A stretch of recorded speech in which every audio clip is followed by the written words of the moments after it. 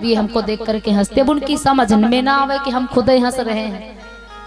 ला करके बढ़िया अपने बैठक वाले रूम में रख लिए और बैठक के रूम में रखे। अब बैठे बढ़िया घर में बात करें थोड़ी बहुत देर और मन ना लगे फिर रूम में पहुंचे। और फिर पहुंचे तो जब फिर देखें तो भाई साहब को बढ़िया एक जगह पर टांग दिए थे। अब जब देखें उसमें तब खुद हंसे तो भी जब दर्पण में चेहरा दिखे तो वो भी हंसे। तो कहा भाई साहब कितने अच्छे, ना कुछ खाते ना पीते ना कुछ मांगते और जब देखो तब बढ़िया रूम में मुस्कुराते मिलते हैं। घर में बैठे मन ना लगे, बार बार बैठक वाले रूम में आवे। अब जो महाराज जी ले करके आए थे उनके घर में माता जी थी, पत्नी थी। अब पत्नी ने देखा कि भाई बार बार ये बैठक वाले रूम में जा रहे हैं, जब से ये मेला गए थे, मतलब क्या है। अब पत्नी महोदय पहुंची तो पत्नी जी कहा देखें भैया, जब दर्पण में पत्नी जी देखें तो पत्नी का चेहरा। अच्छा, अब पता चला कि बुढ़ऊ काहे हंसत रहा है, इतना खुश रहा है। अब पता चला बूढ़ा बुढ़िया के लायक फिट कर इन्हें कमरा में। अब देखिए, अब समझदारी नहीं है वहां पर, चतुराई नहीं है। बात क्या है, अब पता चला है कि किस लिए इतना खुश रहते हैं। बूढ़ा लाए हैं, आने दो बुढ़ऊ को। अब घर में कल है, अब बूढ़ा बेचारी बैठी परेशान कि देख लू बुढ़ऊ कैसा चाहत नहीं रहा है, बुढ़ापा में बूढ़ा लाए हैं, अरे लावे रहा तो जवानी में लाती। अब बूढ़ा परेशान।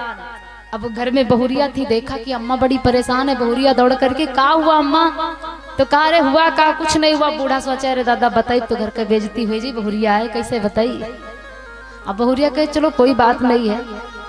बहुरिया पहुंची तो बहुरिया देखे का, तो बहुरिया जब देखे रूम में पहुंचे तो बहुरिया का चेहरा वही माँ दिखे। तो बहुरिया सोचे अच्छा अब जाने का है अम्मा परेशान है। अरे जब इनके लड़का द्वासर दुल्हन लवहन करा तो हमसे भी हाव काहे करी न है।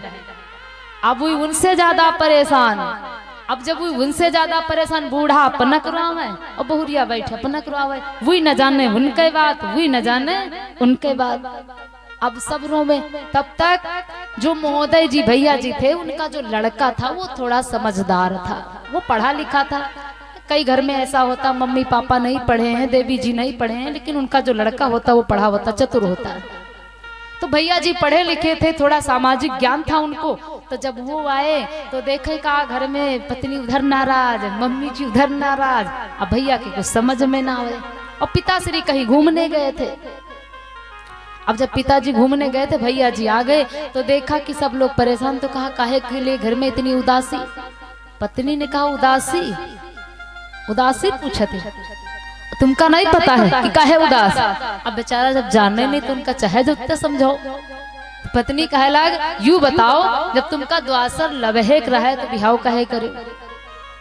अब बेचारा वो बड़ा परेशान कि ऐसा का चीज है, ऐसे क्या बात है। तो माता जी से पूछा कि माता जी तुम कहे परेशान। तो माता जी कहा बताओ मैं दादा, अब लड़कस कही कि तुम्हारा बप्पा द्वासर दुल्हन लाए, बेइज्जती हो जाएगी।